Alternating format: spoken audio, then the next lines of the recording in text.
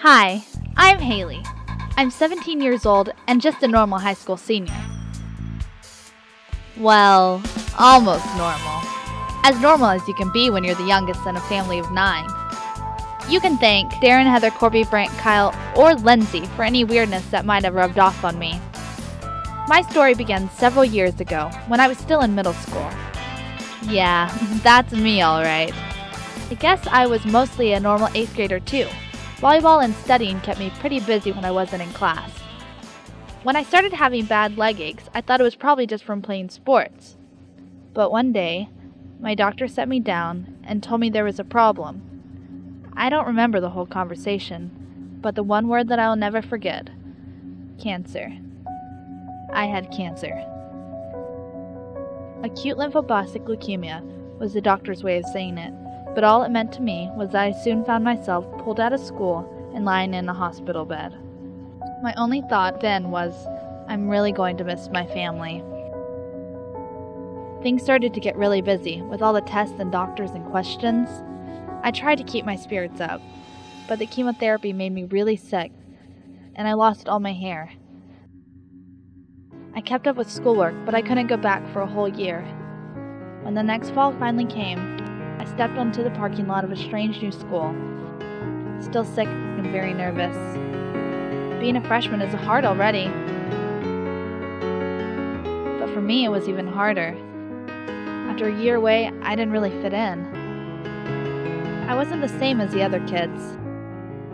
They were thinking about cars, cell phones, and dating. Some days, all I could think about was dragging myself to the next class without throwing up. It was strange.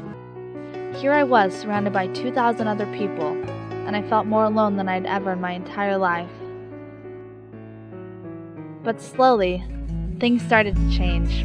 I met new friends who made me laugh, and I reconnected with my older friends who I've known since elementary school.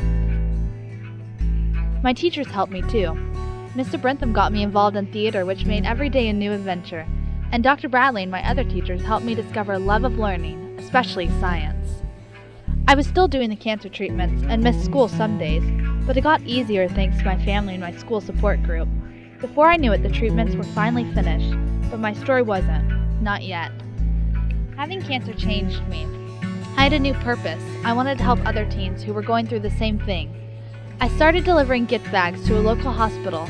Some people noticed and started sending me money to keep going, and it got noticed by the Leukemia and Lymphoma Society. I was even awarded the Spirit of Tom Landry Award last year by Mrs. Landry herself.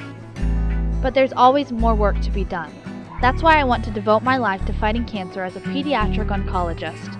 I've been working hard to graduate a year early, summa cum laude, but it still is a long way away. In the meantime, I'm helping out at events like this one, a fashion show just for cancer patients. There's only one of me and a lot of kids with cancer, but you don't have to find the cure for cancer to help someone right in your own community. Sometimes you just have to be there. Just get involved and do something, big or small. Over 12,000 children and teens will be diagnosed with cancer this year. 1 in 3 won't survive. I was one of the lucky ones. Even so, whenever I go to the doctor, I always prepare myself first. Someday, my luck could run out. But I've already learned something that takes most people a long time to figure out. Time is precious. Every day has a meaning, if you use it for something meaningful. I'm writing my story one day at a time.